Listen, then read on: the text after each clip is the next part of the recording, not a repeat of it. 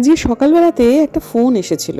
কথা বলতে বলতে আমি হঠাৎ করে দেখলাম এই জায়গাটাতে একটা সাদা আভা দেখা যাচ্ছে যেন। গিয়ে দেখলাম আমার পিস লিলি মুখ বাড়িয়েছে। এই দৃশ্য দেখার জন্য কবে থেকে উদগ্রীব হয়েছিলাম।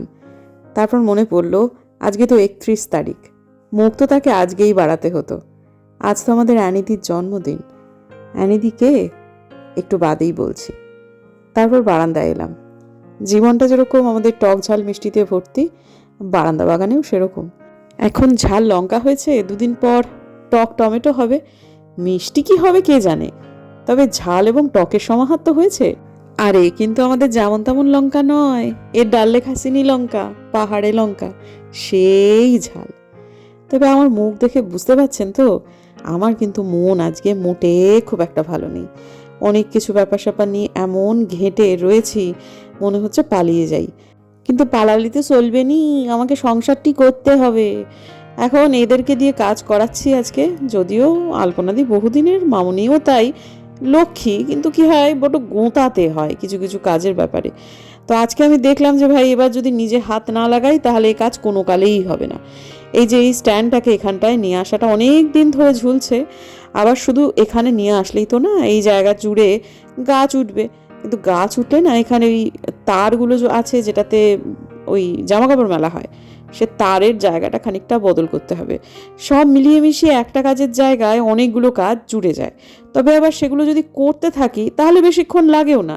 কিন্তু দীর্ঘসূত্রিতা করলে এই যে কাজ আধ ঘন্টায় হয়ে যেত, সে কাজ করতে 2 মাস লাগবে, পড়ে থাকবে, এই তো আর কি ব্যাপার। তো আজকে এটা হলো, কোন কোন গাছ ওপরে রাখা হবে ওখান থেকে কিছু গাছ নিয়ে আসতে হবে।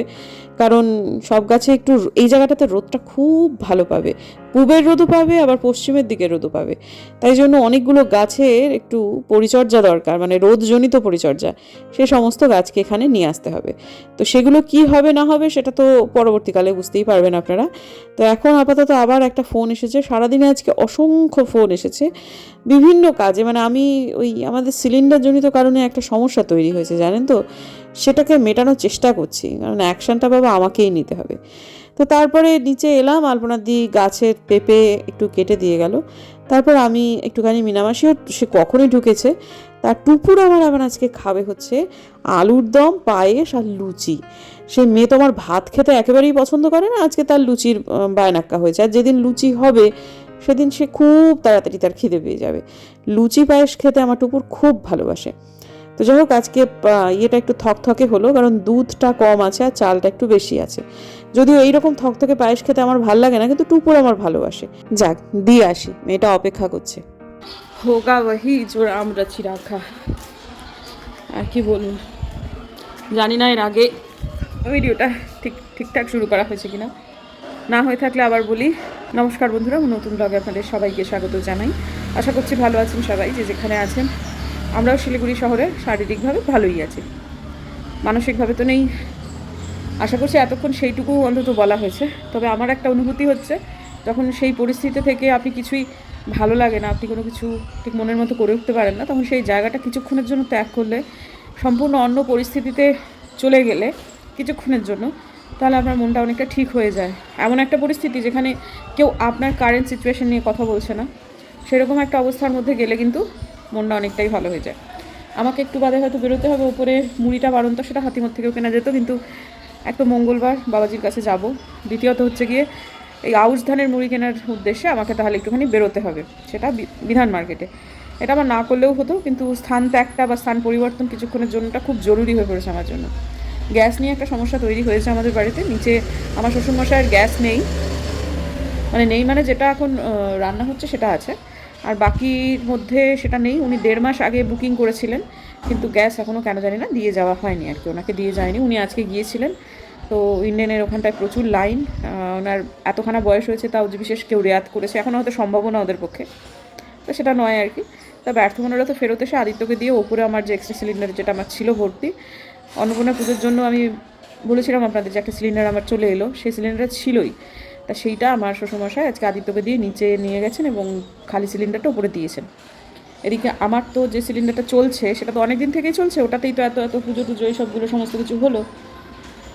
তো সেটা বেশি দিন আর চলবে না, আমি খুব বেশি হলে হয়তো বা আর দিন 5 তাও খুব বেশি বললাম। তো আমি এইরকম একটা কিছু সম্ভাবনা তৈরি হবে বা হতে পারে সেটা ভেবেই অনেক দিন থেকেই আমার হাজব্যান্ডকে বলছি, তোমার ওর নামে যেহেতু গ্যাস ওর ফোন নাম্বারটা দেওয়া আছে, তুমি একটা বুকিং করো। পরিস্থিতিটা কিছুতেই বোঝেনি, আর এখনও ওর প্রোক্রাস্টিনেশনের একটা খুব সাংঘাতিক সমস্যা আছে, সেটা সে করেনি। আজকে যখন আমি আমার শ্বশুরমশাইকে বললাম, আপনার তো অলরেডি একটা গ্যাস রয়েছে যেটা চলছে, যেটা দিয়ে রান্না হচ্ছে, ভর্তি সিলিন্ডারটা কেন নিচ্ছেন, আমার আর বেশি দিন চলবে না। তো বাবার বক্তব্য যে না, একটি ভর্তি সিলিন্ডার ওনার চোখের সামনে না থাকলে ওনার খুব কষ্ট হয়, ওনার খুব টেনশন হয়, সেটা ওনার পক্ষে মেনে নেওয়াটা খুব কঠিন, সেই জন্য উনি একটা ভর্তি সিলিন্ডার নিচে নিয়ে গেছেন। সেটা কিন্তু এখন রান্না হবে না, কিন্তু একবার যখন ওটা উনি নিয়েছেন, ওটা উনি আর ফেরত দেবেন না, যে আমাদের সিলিন্ডার শেষ হয়ে গেলেও উনি দেবেন না। তো আমার হাজব্যান্ডের কথা অনুযায়ী যে বাবা চাইলো তো তুমি দিলে কেন, আর আমার শ্বশুরমশাইয়ের কথা যে বুম্বাকে দিয়ে তুমি করাতে পারো নি কেন, এতদিন পর্যন্ত একটা গ্যাস বুক করাতে পারো নি কেন। তাকে আমি বলেই যাচ্ছি, সে হ্যাঁ হুঁ, মানে এই কাজটা এখনও এই ইমার্জেন্সি টাইমে দাঁড়িয়েও তার দীর্ঘসূত্রতা রয়েছে। তুমি হাত থেকে ফোনটা কেড়ে নিয়ে তোমার করা উচিত ছিল। তা আমার আজকে সেটা খুব রাগ হয়েছে। আমি আজকে বলেছি যে আপনার কি, আমার শাশুড়িমার নামে সিলিন্ডারের গ্যাস মানে কানেকশানটা ছিল, সেটাই চেঞ্জ করে ছেলের নামে দেওয়া হয়েছে। কারণ আমার নামে দিয়েছেন সিলিন্ডারটা, আপনি তো জানেন আপনার ছেলের এই সমস্যাটা আছে। তা আপনি যদি আমার ফোন নাম্বারটা দিয়ে দিতেন, আমার নামে করে দিতেন, তাহলেই হয়ে যেত। না কেন, আমি আমার ছেলের নামেই করবো। এবার ঠিক আছে, তাহলে ছেলের নামে করবেন তো বুঝুন তাহলে ঠেলা। তো ঠিক আছে, তোমরা না খেয়ে থাকবে। কোন দিকে যে যাবো আমি বুঝতে পারছি না। সবারই সব দোষী আমার হবে, সব কিছু করার পর সমস্ত সম্ভাবনা অনুমানের পরেও সব দোষী আমার হবে। আর কিছু কিছু মানুষ কোনো দিন মানে খোকা থেকে পুরুষ মানুষ হয়ে উঠবে না, সে সারা জীবন খোকাই থেকে যাবে মানে কি, তাকে রেখে দেওয়া হবে আর কি বকলমে। কোনো ইন্ডাকশান না হলে ওই কী বলে মাটির উনুন, এই দিয়ে করতে হবে। সিলিন্ডারটা যখন নিয়েছে, মানে আদিত্য এসে যখন নিয়ে গেছে, তখন আমি ছিলাম বাথরুমে। একটা ঠং ঠং ঠং ঠং কিছু একটা আওয়াজ পেলাম। আমি ভাবছি হয়তো মিনামাসি আমার সিলিন্ডারটা শেষ হয়ে গেছে, সেটা হয়তো ওখান থেকে নিয়ে আসছে। দাদা বেরোনোর পর আদিত্য দাদা না তখন ভর্তি সিলিন্ডারটা ঘাড়ে করে নিয়ে গেল, সিঁড়ির সামনে খালি সিলিন্ডারটা রেখে দিল। আমি কেন রে, বলে দাদু চেয়েছে। তবে নিচে গিয়ে কথা বললাম, তারপরে এইসব হলো। তারপর আমার বর বলছে তুমি দিলে কেন। অ্যাকশান নিলে সমাধান সবসময়ই থাকে, যে কোনো অবস্থাতেই থাকে, যত খারাপ সিচুয়েশনই থাকুক। আমার 77 বছরের মা, আমি যখন বললাম মায়ের একটা সিলিন্ডার খালি, একটা লাগানো ছিল, লাগানোটাই কিছুদিন আগেই লাগালো। আমি বলেছিলাম না ভাই, তোমার এক্সট্রা সিলিন্ডার নেই, এখন আমরা গেলে অনেক বেশি রান্নাবান্না হবে। মজা করে বলেছিলাম ধুলোর মতো সিলিন্ডার উড়ে যাবে মা, গ্যাস উড়ে যাবে, আমরা গিয়ে তোমার ক্ষতি করে দেবো, হবে না। তোমার যদি একটা এক্সট্রা ভর্তি সিলিন্ডার থাকতো হাতের পাশ, তাহলে যাওয়ার কথা ভাবা যেত।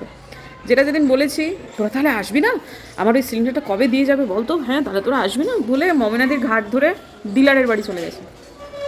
মা এলিজিবল ছিলই একটা পাওয়ার জন্য, দিচ্ছিল না, এখন তো ক্রাইসিস। মা ডিলারের বাড়ি চলে গেছে, মমিনাদির কোমরে আঁচল পেঁচিয়ে দেশি স্টাইলে এমন ঝগড়া করে বাড়ি চলে এসেছে। 2-3 ঘন্টার মধ্যে সে সিলিন্ডার দিয়ে গেছে।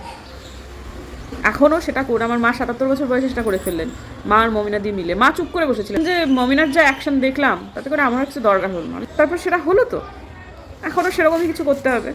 সব সংসারেরই কম বেশি থাকে এগুলো। মনটা খুব খারাপ সাময়িকভাবে। তো দেখি নিচে যাই, একটু বেরোবো। আমি আর কোথাও বেরোলাম না, বেরোতে পারলাম না, এই কথাটা ভুল হবে।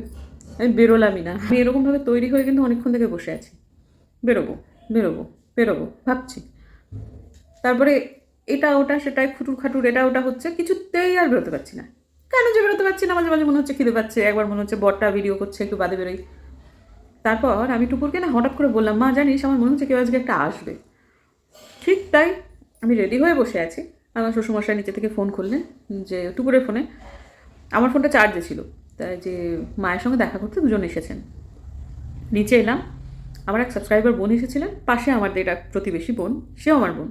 তাকেও আমি খুব পছন্দ করি, খুব ভালো গান করে ও।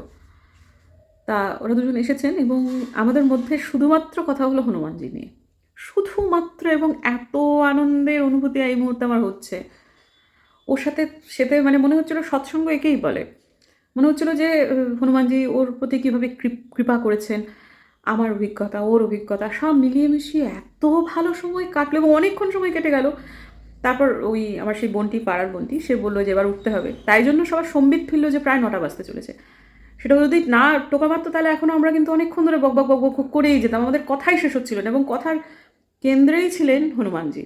এটা আমার সাথে কেন এরকম হচ্ছে, যে আমি যখন কোনো একটা আলোচনা করছি, তখন কেবলমাত্র এক বক আলোচনা করছি, যেটা নিয়ে বলছি তো সেটা নিয়েই বলছি। যখন আলপনাদির সাথে গাছ নিয়ে কথা বলি, কেবল গাছ নিয়ে কথা বলি। যখন টুকুরে পড়াশোনা নিয়ে কথা বলি, কেবল পড়াশোনা নিয়ে কথা বলি। আজকে যেমন এখানে ওর সাথে জয়শ্রী, যে বন্ধু আমার এসেছিলেন, তার সাথে যখন কথা হচ্ছে, কেবলমাত্র হনুমানজিকে নিয়ে কথা। এতক্ষণ সময় কিভাবে সুন্দরভাবে কেটে গেল তার কোনো মানে সময় ঠাহর পেলাম না। এবং এটাই পুজো, কোনো গ্লানি নেই এই মুহূর্তে, আমার বাইরে বেরোতে হলো না, যার ব্যবস্থা তিনি করে দিলেন। এবং আমি আমি ভীষণ খুশি এই মুহূর্তে। কি বলবো, যে আমি বসেই ছিলাম যেন, কিছুতেই বেরোতে পারছি না, যে কেউ একটা আসবে, একদম আমি শিওর। অনেক কিছু নিয়ে এলো, সবটুকুই গোপালকে দেওয়ার, হনুমানজিকে দেওয়ার। দাঁড়ান দেখাচ্ছি। সমস্ত নিয়ে এসেছে আমার গোপালের জন্য। খেজুর, তারপর এটা হচ্ছে একটা প্রদীপ, হনুমানজির সামনে জ্বালাবো। এটা কালকেই হনুমানজির পুজো যেহেতু আমি করব বাড়িতেই, সেহেতু এটা কালকেই এটার উদ্বোধন হবে। আর এটা হচ্ছে গোপালের জন্য একটা চকলেট, এটা টুকুরের জন্য বলছিল, কিন্তু আমার তো এখন আমি গোপালকে শয়ন দেওয়াটা আপনাদের দেখাই না, মা বারণ করেছেন তাই। শয়ন দেওয়া আজকাল দেখাই না। যখন আমি শয়ন দিই প্রত্যেক দিন গোপালের কাছে একটা করে চকলেট দিই, আর সেই চকলেটটা প্রত্যেক দিন সকালবেলা উঠে টুপুর খায়। এইটা যখন বলেছিল টুপুর খেয়ে, মানে টুপুরকে দেবো না, এটাতে যতগুলো চকলেট আছে একদিন করে প্রত্যেক দিন আমি গোপালের কাছে চকলেট হিসেবে দেবো, সেটা টুপুরই খাবে। এটাও তাই হবে। এটা তো সব মিলিয়ে মিশিয়ে খুব খুব সুন্দর সুন্দর উপহার, আমি খুব খুশি হয়েছি। আর উপহারটা বড় কথা নয়, এসেছে কোনো রকম ফর্মালিটি, কে কী মনে করবে, কে কী ভাববে, এইসবে ছিটে ফোটা তোয়াক্কা না করে যে এসেছে, এতক্ষণ সময় ছিল, এত সুন্দর সময় আমাকে উপহার দিল, এত মানে মেঘাচ্ছন্ন মনের অবস্থা থেকে যে এখন আমার সম্পূর্ণ মুক্তি হলো, সেটার জন্য জয়শ্রী তোমাকে অনেক অনেক ধন্যবাদ। তুমি ভালো থেকো, এরপরে আবার এসো, আমিও যাব, সময় সুযোগ তিনি চাইলে আবার যাব, মানে ঈশ্বর চাইলে নিশ্চয়ই হতে পারে আমি যাব, কিন্তু তুমিও এসো। আজকের দিনটাকে আমি কালো সাদা দিন বলতেই পারি, কিন্তু জানেন সকালবেলা থেকে মনটা এত খারাপ ছিল, তারপরে আর অনেক কিছুই যেন ঠিক মানে গুছিয়ে উঠতে পারছিলাম না, কিছুই যেন ভালো লাগছিল না। শ্বশুরমশাই ব্যাংকে গেছেন, ব্যাংক বন্ধ, জানতেন না যে 5 তারিখ পর্যন্ত ব্যাংক বন্ধ থাকবে। সব মিলিয়ে মিশিয়ে ঘরে টাকা পয়সার একটু মানে বাড়ন্ত এই মুহূর্তে, যা আছে সবই ব্যাংকে, সব মিলিয়ে মিশিয়ে টেনশন। তারপরে এই সিলিন্ডার পর্ব, দিনটা যেটা আলোকোজ্জ্বল দিন হতে পারতো, যে সময়টা সাদা হওয়ার কথা ছিল সেই সময়টাই গেল হচ্ছে কালো। আর এখন যখন সন্ধে নেমে গেছে তখন আমার মনটা যেন সাদায় পরিণত হয়েছে। ভালোই লাগছে এই সময়টায়। আর যখন মন ভালো থাকে না, কাজ করে ভালোও লাগে না, কাজ এগোয়ও না। আর যখন মন ভালো থাকে তখন বেশ কঠিন কাজও তাড়াতাড়ি হয়ে যায় এবং ভালোভাবেই হয়।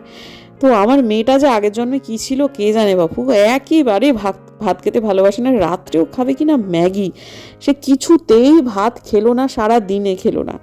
তো অবশ্য আজকাল এখনও আমারও ওই মাঝে মাঝেই তো ভাত না খেয়েই থাকতে হচ্ছে, যদিও এখন আমি একটু একটু ভাত খাচ্ছি, কিন্তু ওই মাঝখানে আমারও তো ওই কিটোজেনিক ডায়েট যেটাকে বলে সেটা তো চলছিল। তো ঠিক আছে, এখন আপাতত মেয়ে আমার ম্যাগি খাবে, তার জন্য চিজ দিয়ে বাটার দিয়ে প্রথমে জলের মধ্যে একটুখানি ম্যাগি মশলাটা মিশিয়ে নিলাম, তাতে করে ম্যাগিটা খুব ভালোভাবে মশলাটা মিশে যায়। সেভাবে করে সবটুকু মিলিয়ে মিশিয়ে একটু ওই মাঝারি সুপি সুপি হবে আর কি, খুব বেশি টালটালাও খাবে না, আবার একেবারে টাইটও খাবে না। যদিও মাঝে মাঝে টাইট খেতে চায়, কিন্তু ঝোলের ম্যাগি টুকুর আমার একদম ভালোবাসে না। তো তারপরেও খানিকটা বাসন তো বাড়লো। আর আজকে যেহেতু ওই লুচি করা হয়েছে, লুচির তেলটা কিন্তু আমি একদম ফেলে দিয়েছি, জানেন তো। যে তেল একবার ব্যবহার হচ্ছে সে তেল আবার দ্বিতীয়বার ওই আগুন ধরিয়ে সে তেল আবার রান্না করা অত্যন্ত খারাপ, মানে স্বাস্থ্যের পক্ষে অত্যন্ত হানিকর, তাই জন্য ওই তেলের মায়া আমি কাটিয়ে ফেলেছি। এই সময় ক্যামেরা ধরেছি তার মুখের সামনে, যার আমি সারাদিন ধরে প্রচুর মুন্ডুপাত করেছি। হঠাৎ করে চোখের সামনে ক্যামেরাটা দেখে না একটু ঘাবড়ে গেছে, আর ওকে ঘাবড়ে দিতেই চেয়েছিলাম, আমার হেভি মজা লেগেছে। আজ আকাশ নীল নম্রতা, সে আমাকে বেশ কিছুদিন আগেই, মানে 4-5 দিন আগে জানিয়েছে 31 তারিখে মায়ের জন্মদিন। আমার মা তোমার গলায় রবীন্দ্রনাথের গান শুনতে ভীষণ ভালোবাসে, তুমি সেদিন আমার মায়ের উদ্দেশ্যে একটা গান করো। যখন মা ভালোবাসেন আমার গলায় গান শুনতে, আমাকে তো গাইতেই হবে। তার থেকেও বড় কথা হচ্ছে কোনো একটা মেয়ে, সে তার মায়ের প্রতি এত ভালোবাসা, সেটাকে অগ্রাহ্য করার ক্ষমতা তো আমার নেই। যদিও আজকে আমার গলা মোটেই ভালো নেই, আমার গলা একটু বসে রয়েছে, কিন্তু তবুও আমি চেষ্টা করছি। এমনি করে যাই যদি দিন, যাক না যাক না, এমনি করে যাই যদি দিন, যাক না, মন উড়েছে উড়ুক না রে, মেলে দিয়ে গানের পাখনা, যাক না, এমনি করে যাই যদি দিন, যাক না। গলা খুব একটা সুবিধের নেই। জন্মদিনের অনেক অনেক অনেক শুভেচ্ছা নিধি। আপনার এত সুন্দর একটা মেয়ে আছে, আপনি খুব লাকি। আজকালকার দিনের বাচ্চারা এত সংবেদনশীল বাচ্চা, মায়ের প্রতি নিবেদিত প্রাণ বাচ্চা খুব কম দেখা যায়। আছে, তবে এই মানে জেনজি যে জমানাটা সবাই একরকম নয় ডেফিনেটলি, সেটা তো আপনার মেয়েকে দেখে বোঝাই যাচ্ছে। অনুভূতিগুলো নেই সেটা নয়, কিন্তু এত গভীর নয় যেটা আপনার মেয়ে রয়েছে। সাবস্ক্রাইবার আমার অনেকেই আছেন যারা আমাকে নিয়মিত মেসেজ করেন, কিন্তু কোথাও না কোথাও আপনার মেয়ের মধ্যে এত আন্তরিকতা যে সেটাকে এড়িয়ে যাওয়া যেত না। খুব ভালো থাকবেন, দীর্ঘজীবন লাভ করবেন এবং মেয়ের পাশে এরকমভাবেই ঢাল হয়ে থাকবেন। মেয়ে তো আছেই আপনার কাছে। আজকের ভিডিওটাকে আমি খুব বেশি আর বড় করব না, মোটামুটি 15 মিনিটের কাছাকাছি হয়ে গেছে বলে আমার ধারণা, বা 16 মিনিটও হয়ে যেতে পারে। তো যত বড় ভিডিও এডিট করতে তত বেশি সময় লাগে। হনুমান জয়ন্তীর পুজোটা আমি কালকে করছি সন্ধেবেলায়, যদিও 2 তারিখেই করা উচিত, সবাই 2 তারিখেই হয়তো বা করবে, কিন্তু আমি 2 তারিখে করব না। কারণ তো নিশ্চয়ই কিছু একটা আছে, সেটা সময়ের সাথে সাথে আপনারা জানতে পারবেন। কালকে করব আমি নিজেই। আগে তো হনুমানজির পুজো আমি ভোগ দিয়ে বাড়িতে পুরোহিত ডেকেই করতাম, কিন্তু যবে থেকে রামনবমীতে আমি এই পুজোর সঙ্গে যুক্ত হয়েছি তারপর থেকে আমি বুঝতে পেরে গেছি যে হনুমানজি সেই দিনই সেই পুজোতেই খুশি হন যেখানে রামের পুজো হয়। কাজে আলাদা করে হনুমানজির পুজো আর আমি বাড়িতে করি না।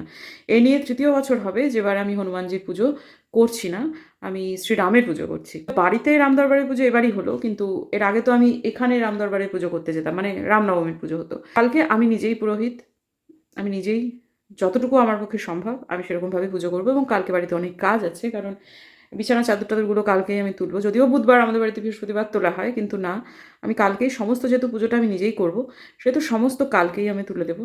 এবং বাদ বাকি সব কাজ আরও অনেক কিছু টুকিটাকি আছে। তো চলুন বন্ধুরা, কেনাকাটা অনেক কিছু আছে। দেখা হচ্ছে কালকে একটা নতুন ব্লগে। যদি আমার ভিডিও ভালো লাগে তাহলে প্লিজ সাবস্ক্রাইব করবেন, পাশে নোটিফিকেশন বেলটা অন করবেন, যাতে করে ভিডিও দিলেই নোটিফিকেশন চলে যায় আপনাদের কাছে। দেখা হচ্ছে আগামীকাল, ততক্ষণ টাটা।